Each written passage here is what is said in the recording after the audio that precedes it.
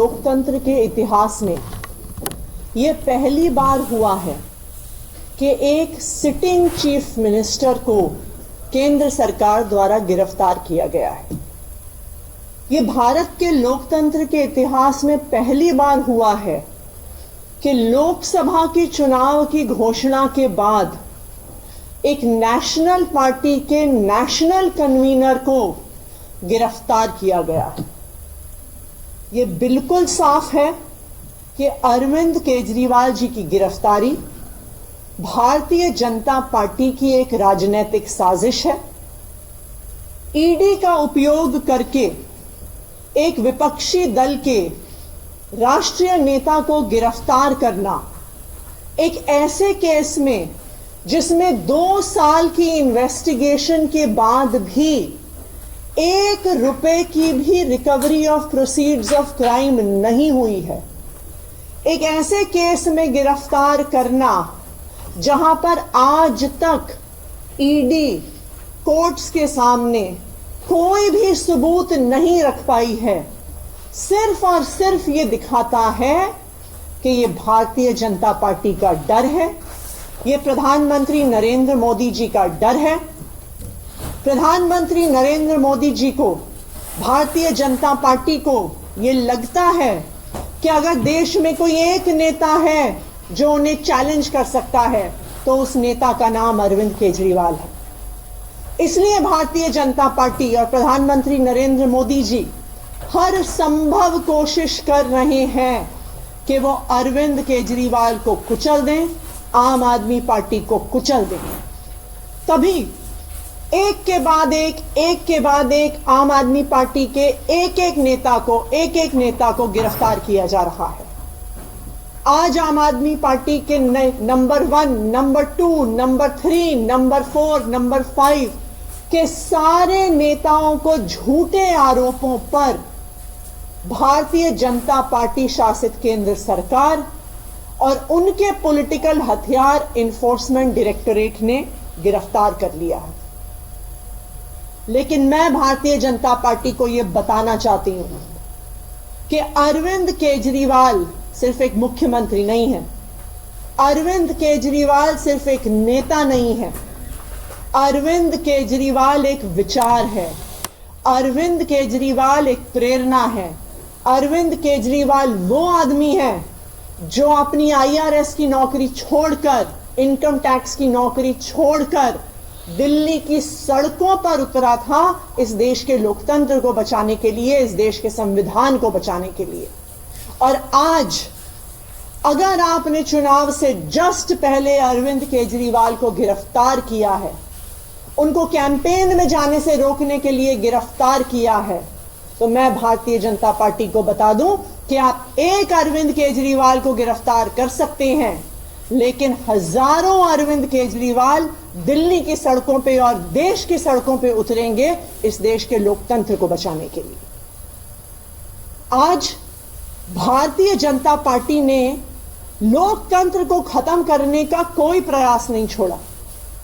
हम देख रहे हैं कि किस तरह से एक के बाद एक सभी विपक्षी दलों पे और सभी विपक्षी नेताओं पे हमले हो रहे हैं।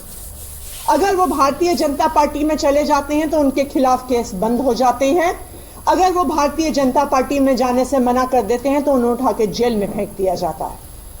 दूसरी तरफ हमने देखा है कि किस तरह से कंपनियों को ईडी और सीबीआई के माध्यम से डरा के, धमका के, उन पे केस करके उनसे इलेक्टोरल बॉन्ड्स के माध्यम से हजारों करोड़ की उगाही करी है भारतीय जनता पार्टी ने।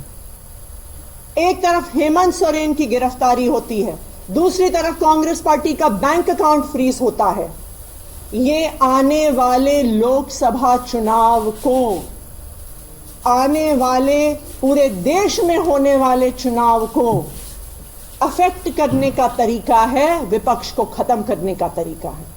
ये चुनाव को चोरी करने का अगर तरीका नहीं है तो क्या है? आप सारे विपक्षी नेताओं को जेल में डाल दोगे, आप सारी पार्टियों के बैंक अकाउंट फ्रीज कर दोगे तो कोई भी चुनाव कैसे लड़ेगा? लेकिन मैं भारतीय जनता पार्टी को यह बता दूं कि जो आप ये विपक्ष के खिलाफ, जो आम आदमी पार्टी के खिलाफ, जो अरविंद केजरीवाल के खिलाफ साजिश कर रहे हैं, इसका जवाब दिल्ली आपको देगी, इसका जवाब पंजाब आपको देगा, इसका जवाब पूरा देश आपको देगा। आज एक और चिंता भी है हमारी। देश में पहली बार एक सिटिंग चीफ मिनिस्टर जिनके पास Z+ सिक्योरिटी है, Z+ सिक्योरिटी कवर है, उनको अरेस्ट किया गया है। अब अरविंद केजरीवाल, दिल्ली के मुख्यमंत्री अरविंद केजरीवाल जी की सिक्योरिटी के लिए कौन जिम्मेदार है? आज वो ईडी के ऑफिस के अंदर है, उस ऑफिस के अंदर कौन जा रहा है, क्या लेके जा रहा है, इसके लिए कौन जिम्मेदार होगा? तो ये एक बहुत बड़ी चिंता आम आदमी पार्टी की भी है, ये एक बहुत बड़ी चिंता देश की भी है कि क्या केंद्र सरकार ईडी की कस्टडी में अरविंद केजरीवाल को पर्याप्त सिक्योरिटी दे रही है कि नहीं दे रही है।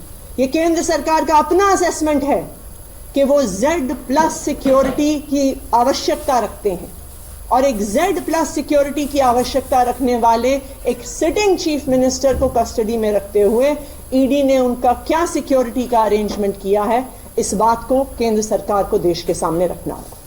Thank you. मैम, आपको क्या लगता है सिक्योरिटी वाले जो आपने सवाल खड़ा किया है, क्या लग रहा है, किसी तरीके की साजिश आपको लग रही है कि हो सकती है, या किस तरीके का कंसर्न आप जता रहे हैं? देखिए, अरविंद केजरीवाल जी एक Z+ सिक्योरिटी के प्रोटेक्टी हैं। अरविंद केजरीवाल जी इस देश के इतिहास में पहली बार अरेस्ट हुए सिटिंग चीफ मिनिस्टर हैं। हेमंत सोरेन जी की भी जब गिरफ्तारी हुई थी, उन्होंने गिरफ्तारी से पहले इस्तीफा दे दिया था। तो आज ये बहुत बड़ा सवाल है कि एक सिटिंग चीफ मिनिस्टर को जो सिक्योरिटी मिलनी चाहिए, क्या उनको ईडी की कस्टडी में मिल रही है?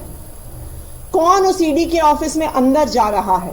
जिस लॉकअप में अरविंद केजरीवाल हैं, उस लॉकअप में कौन जा रहा है, उनकी क्या चेकिंग हो रही है, उनके पास क्या मटेरियल है, इस सब के लिए कौन जिम्मेदार होगा?